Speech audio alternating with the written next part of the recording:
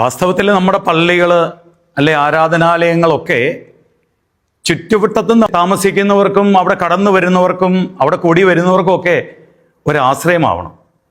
ഇവിടെ കടന്നു വരുന്ന പല ആളുകളും അവരുടെ സങ്കടങ്ങൾ കേൾക്കുമ്പോൾ എനിക്ക് തോന്നാറുണ്ട്, കോടികൾ വില മതിക്കുന്ന പള്ളികൾ പണിതും മണിമന്ദിരങ്ങൾ പണിതും ഒക്കെ നമ്മൾ നമ്മുടേതായിരിക്കുന്ന ഒരു അഭിമാനം അന്തസ്സൊക്കെ വർദ്ധിപ്പിക്കാൻ ശ്രമിക്കുമ്പോൾ അവിടെ പട്ടിണി കിടക്കുന്നവരും മരുന്ന് മേടിക്കാൻ നിർവാഹമില്ലാത്തവരും പഠിപ്പിക്കാൻ നിർവാഹമില്ലാത്തവരും വിവാഹം കഴിപ്പിക്കാൻ ബുദ്ധിമുട്ടുള്ളവരൊക്കെ ഒത്തിരി ഉണ്ട്.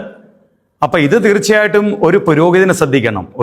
തീർച്ചയായിട്ടും കുറേ നാളുകൾക്ക് മുമ്പ് വരെ പള്ളികൾ മോടി പിടിപ്പിക്കുന്നതിലും പള്ളികളിലെ സാധനങ്ങൾ മേടിച്ചു കൂട്ടുന്നതിലും ബിൽഡിങ്ങുകൾ പണിയുന്നതിലും ഒക്കെ ഒത്തിരി ശ്രദ്ധിച്ചിരുന്ന ഒരാളാണ് ഞാൻ. ഇന്ന് എനിക്ക് അത് വേണ്ടെന്നൊന്നുമല്ല ഞാൻ പറയുന്നത്, വേണം. പക്ഷേ ഇവരെ കരുതാതെ അത് ചെയ്താൽ അത് സ്വർഗം കാണില്ല, അംഗീകരിക്കില്ല. അത്രയേ ഉള്ളൂ. അതാണ് പ്രധാനമായിട്ടും നമ്മളൊന്ന് ചിന്തിക്കേണ്ട ഒരു വിഷയം. മറ്റേ വളരെ പ്രധാനപ്പെട്ട ഒരു കാര്യം, ഹോംലെസ് ആയിട്ടുള്ള ആളുകൾക്ക് നമ്മളിവിടെ സ്നേഹസ്പർശം എന്നൊരു പദ്ധതിയുണ്ട്. അത് ഈ പള്ളിയുടെ ചുറ്റുപാടുള്ളവർക്ക് ഒത്തിരി പ്രയോജനപ്പെടുന്നുണ്ട്. ഇവിടെ ആരും പട്ടിണി കിടക്കാൻ പാടില്ല, മരുന്നില്ലാതിരിക്കാൻ പാടില്ല എന്ന ആഗ്രഹത്തിൽ തന്നെ അത് ഭവനങ്ങളായിട്ടും വീടായിട്ടും പഠന സൗകര്യങ്ങളൊക്കെ ആയിട്ട് നമ്മൾ ചെയ്യുന്നുണ്ട്.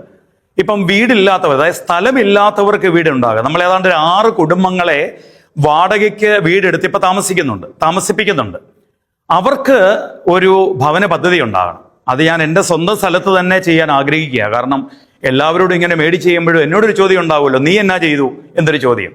അപ്പോൾ തീർച്ചയായിട്ടും അത് എൻ്റെ സ്ഥലത്ത് തന്നെ അതിന് ഉള്ള ക്രമീകരണങ്ങൾ ചെയ്യുകയാണ്. ഞാൻ ആരും ഒരു പൈസ തരാൻ വേണ്ടിയല്ല ഇത് പറയുന്നത് കേട്ടോ. ആരും ഇതിനു വേണ്ടി ഒന്നും തരണ്ട. നിങ്ങൾ നിങ്ങളുടെ ചുറ്റുപാടുള്ളവരെ ഹെൽപ്പ് ചെയ്താൽ മതി. അല്ലാതെ ഇതിലേക്കൊന്നും തരാനല്ല ഞാൻ പറയുന്നത്. അവിടെ കുറേ വീടുകൾ ഉണ്ടാവണം. ആ ഒരു പദ്ധതിയെ നിങ്ങളുടെ ഇടയ്ക്ക് ഞാൻ ഓർപ്പിക്കുകയാണ്. നിങ്ങൾ പ്രാർത്ഥിക്കണം, ഈ വിഷയങ്ങൾ പ്രത്യേകമായിട്ട് പ്രാർത്ഥിക്കണം.